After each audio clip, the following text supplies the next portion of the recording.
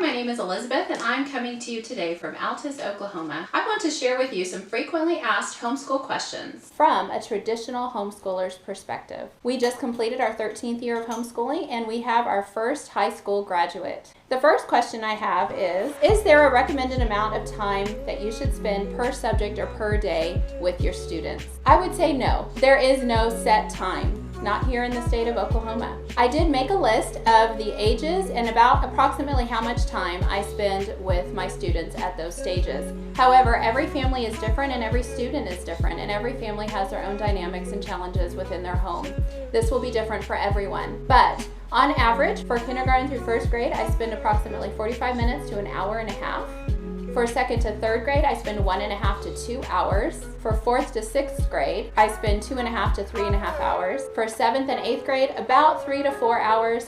And for high school, we spend about 4 to 5 hours a day on school. However, anytime you add in a dual enrollment course or any other outsourcing things like co-ops or tutoring, you are going to add time to your day. The key is to be consistent every day. My pro tip is to focus on routine, to not be so consumed with the schedule and timing of things that you lose your rhythm. Trust me, gaining that routine and rhythm over the years will save you much time and energy during the hard years, the hard seasons, and in times of change.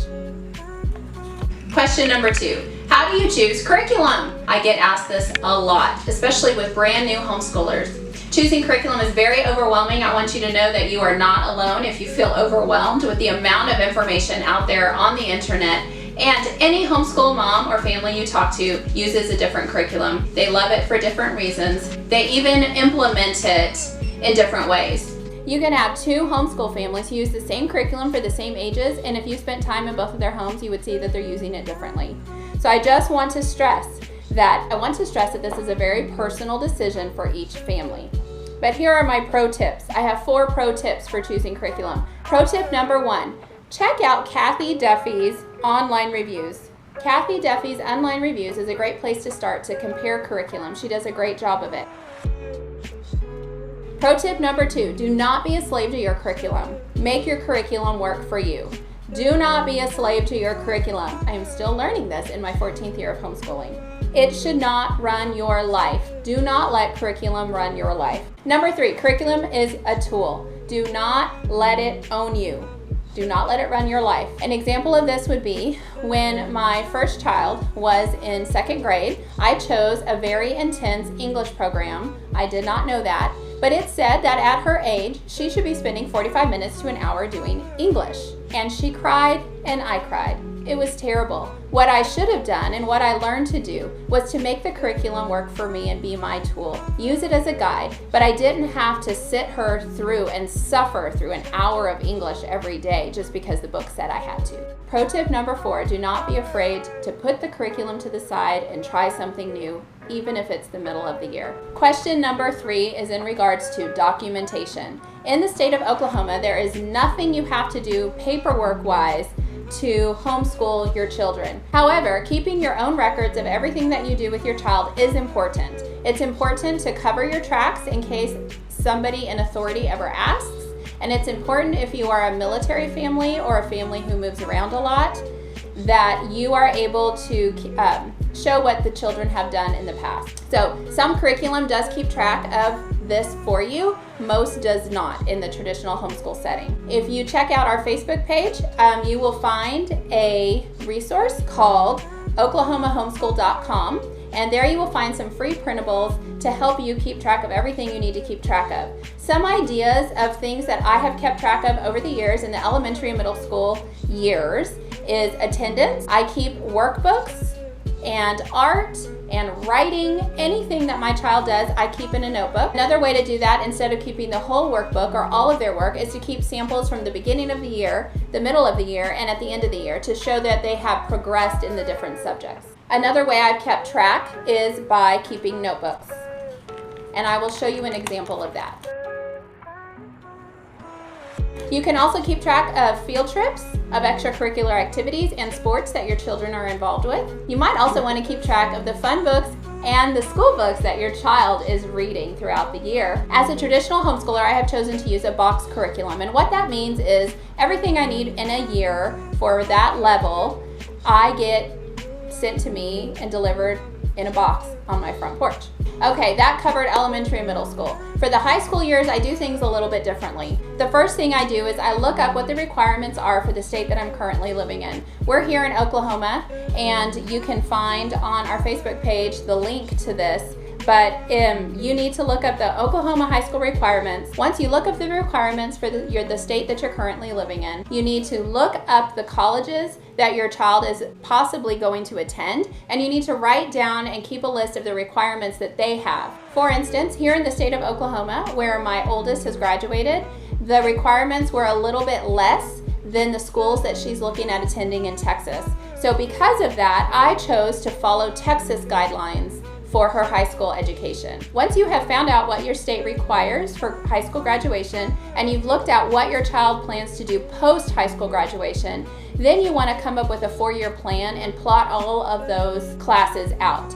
If you want more information on that, I'd be happy to talk to you one-on-one. It's too much to put in this video. My best advice for keeping track of high school is keep track, because if you wait until they're about to graduate, there is no way you're going to remember what you did 4 years ago, 3 years ago, 2 years ago, or even a week ago. Trust me when I say keep track as you go. The fourth question I have been asked several times is, what is the best advice for a family who's just now looking into homeschooling? My best advice is what I did, and that's all I know to do, and that is to talk to someone who's been doing it a while. It is very inspiring and encouraging when you talk to someone and find out from them face to face or over the phone how they've done things, how it's worked for them, and it will encourage you to take that next step of moving on in your homeschool journey. The fifth question that I have been asked is about the legalities of homeschooling and what the state requirements are for homeschooling. My best resource for this, military families, listen up, is HSLDA. HSLDA stands for Homeschool Legal Defense Association. You can use their website as a reference, so if you want to find out what the state requirements are for homeschooling in any state in the United States, you can get on their website and find that out. You can also pay a small yearly fee for your family to be covered under their association in case you ever need legal assistance. The sixth question I've had is, as a military family, how have you navigated homeschooling and moving? Well, let me tell you, I have done this a lot of times and it's not easy. It's doable, but it's not easy. I have moved 10 times in 21 years of being married to a military person, and I have moved 6 times as I have homeschooled over the last 13 years. We have homeschooled in 2 countries and 4 states. Now, in the 2 countries, we were under an agreement between that country and the United States that allowed us to homeschool freely without any oversight. And the states that we have homeschooled in have been Washington State, Alabama, and Texas, and Oklahoma. With all the craziness and the unknowns of moving, I have to say that my favorite thing about homeschooling is that when we move, homeschooling is the same. That is one area of our lives that we don't have to pick up and figure out again.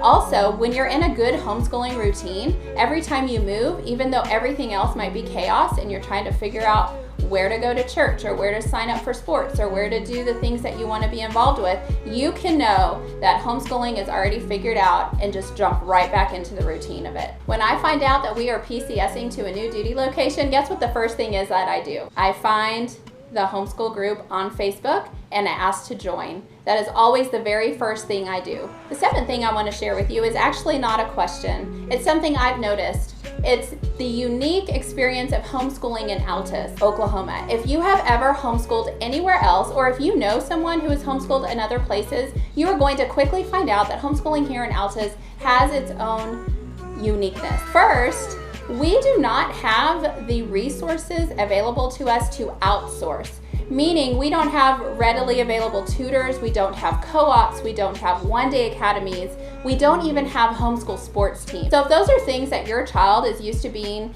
involved with, you aren't going to find it here in Altus. However, we have the most supportive, kind, loving homeschool group. And if there's something that you want to start up or that you want to talk to me or some other moms about possibly starting up or providing for our children, hey, bring it up. There's several of us who probably want the same thing and we can all work together to do it. I have been here in Altus for 2 years now. We're in 2020 right now, starting our 2020-2021 school year. We've done nature walks, we've done some art with the nature walks, we've done choir, music lessons. There's multiple things that us moms have been able to put together. So that is what is unique about living in Altus and homeschooling here. If you stay tuned, you'll be able to see another video where we share.